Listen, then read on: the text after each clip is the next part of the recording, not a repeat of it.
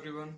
आज हम लोग B pharma second year fourth sem का मेडिसिनल केमिस्ट्री का फर्स्ट यूनिट हम लोग इस वीडियो में कवर करेंगे। ये अपनी प्लेलिस्ट का सेकंड वीडियो होगा। चलिए शुरू करते हैं। हम लोगों ने पहले वीडियो में एस टी सब पढ़ लिया था। हम लोग फिजियो केमिकल प्रॉपर्टीज पढ़ेंगे इन सब की, जो कैसे रिलेट कर लेंगे बायोलॉजिकल एक्शंस पे। अब इसकी एक बार डेफिनेशंस देख लेते हैं हम लोग। In which we know that the role of the some physical and chemical property in our body, they are the biological action.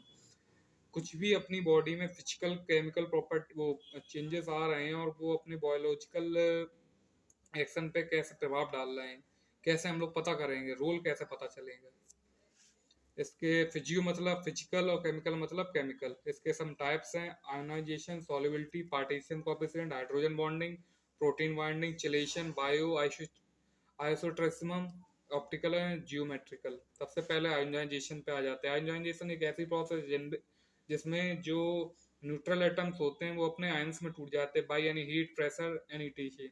एक बार डेफिनेशन देख लेते हैं। It is a process by which the an atom or molecule required a negative or positive charge by gaining or losing electron. The resulting charge atom molecule are called ions. Example देख लेते हैं। एक ए है, इसे हमने pressure या heat के द्वारा तोड़ा, वो आयोनाइज हो गया किसमें, ए प्लस ए नेगेटिव। यह अनऑर्गेनाइज्ड है और ये ऑर्गेनाइज्ड है। एग्जाम्पल एक और ले लेते हैं, जैसे NaCl हुआ, इसे हमने हीट से तोड़ा, Na में टूट गया और Cl में टूट गया। यही अपने आयंस हैं। जो इलेक्ट्रॉन रिलीज करते हैं वो कैटायन ए प्लस हो जाते हैं, जो एक्सेप्ट करते हैं ए नेगेटिव एनायन हो जाते हैं। चलिए ड्रग के बारे में पढ़ लेते हैं। ड्रग का क्या होता है। ड्रग अपनी दो तरीके की होती हैं, एक आयोनाइज्ड, एक अनआयोनाइज्ड। जो आयोनाइज होती हैं उसे हम लोग हाइड्रोफिलिक भी कहते हैं, जो अनआयोनाइज्ड होते हैं हम लोग लिपोफिलिक भी कहते हैं। जब हम लोग ड्रग को इनटेक करते हैं वो अनआयोनाइज फॉर्म में होती है, मतलब न्यूट्रल फॉर्म में।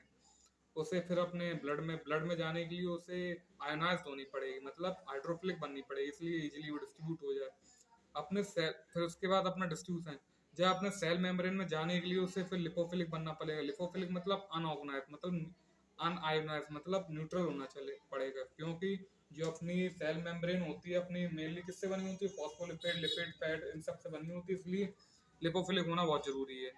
वो एक बार चला गया अंदर तो अपना फार्मालॉजिकल और अपना थेरेप्यूटिक इफेक्ट दिखा देगा। अब देखते हैं हम लोग रिलेशन किसमें, बायोलॉजिकल एक्शंस में। जो role of ionization in biological actions है ह्यूमंस में बहुत इंपॉर्टेंट है। ये सबसे पहला पॉइंट है, ये अपना इंपॉर्टेंट रोल प्ले करता है pharmacokinetics, the movement of the drug. आपने जो फार्माकोलॉजी होगा उसमें फार्माकोकाइनेटिक और डायनामिक के बारे में पढ़ा होगा। जो फार्माकोकाइनेटिक्स होती है वो मूवमेंट ऑफ ड्रग के बारे में पता करते हैं, कैसे ड्रग मूवमेंट हो रही है अपने बॉडी में, और डायनामिक कैसे एक्शन कर रही है, साइट ऑफ एक्शन पे दिखा रही है रोल। जो फार्माकोकाइनेटिक्स है वो इन्वॉल्व करती है 4 प्रोसेस, मतलब ADME। ए मतलब absorption, distribution, metabolism, elimination, excretion. अब चलिए थर्ड पॉइंट देखते हैं। जितना बढ़िया गुड बैलेंस होगा किसका, आयोनाइज और अनआयोनाइज, उतनी बढ़िया उसकी फार्माकोकाइनेटिक्स होगी। जो अनऑर्गेनाइज होते हुए ड्रग्स होते हैं लिपोफिलिक कहते हैं, जो आयनाइज होती हैं हाइड्रोफिलिक कहते हैं। जो आयनाइज होती है वो गुड वाटर सॉल्युबल होती हैं, जिसमें वो किसके लिए जरूरी होती हैं, वाटर, फूड, ETC, और बाइंडिंग इंटरेक्शन के लिए, रिसेप्टर के लिए भी बहुत जरूरी होती हैं। बाइल जो अनऑर्गेनाइज होती है वो हेल्प करती हैं जो एक्रोस करने, मतलब जो न्यूट्रल ड्रग्स हैं और इंटरनल जो सेल के ऑर्गन उसके अंदर आने में। चलो एक एग्जांपल देख लेंगे। Drug must be weakly acid और weakly base, degree of dissociation can be calculated by the हेंडर्सन-Hechwell रिएक्शन। ये अपने थर्ड सेम में पढ़ी होगी सुटेक्स में। देख लेते हैं। pH equal to pKa plus log ionize और अपॉन अनऑर्गेनाइज फॉर एसिड, और pKa प्लस लॉग अनआयोनाइज्ड और ionize for base. Acetic acid का एग्जांपल ले लेते हैं। एसिटिक एसिड जैसे CH3COO माइनस प्लस H, ये कॉन्जुगेट बेस बन गया, यही आयोनाइज फॉर्म हो गई। चलिए सॉल्युबिलिटी देखते हैं। सेकंड टाइप इसका, the maximum amount of solute particle which can be dissolve in पर 100 ml of gram of solvent is called the solubility of drug given temperature. ऐसा ऐसा कोई भी पार्टिकल सॉल्यूट का जो किसी कांस्टेंट टेम्परेचर पे वो उसमें डिजॉल्व हो जाए, वो उसकी सॉल्युबिलिटी है। जैसे सॉल्यूट ले लिया, सॉल्वेंट ले लिया, दोनों को डिजॉल्व कर दिया, सॉल्यूशन बन गया। किसी पे एट कांस्टेंट टेम्परेचर। ये डिपेंड्स करता है nature of solute and solvent has well, temperature भी डिपेंड करता है, प्रेशर, पीएच, कैसी ड्रग है, हाइड्रोफिलिक है, हाइड्रोफोबिक है, लिपोफिलिक है।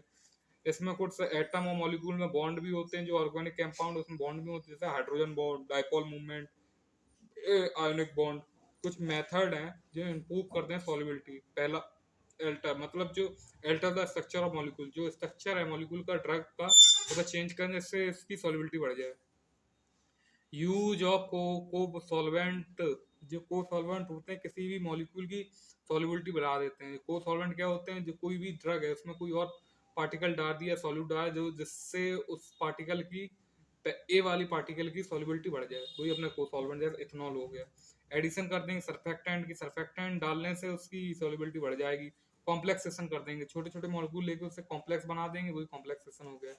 ये अपना इंपॉर्टेंट रोल करता है। जैसे बायो अवेलेबिलिटी, बायो अवेलेबिलिटी मतलब आपने ड्रग ली और टिश्यू पे जाके या सेल पे जाके कितना उतना साइट ऑफ एक्शन वर्क किया, यही अपनी बायो अवेलेबिलिटी है। Mean the depend on the solubility in given time of solvent system.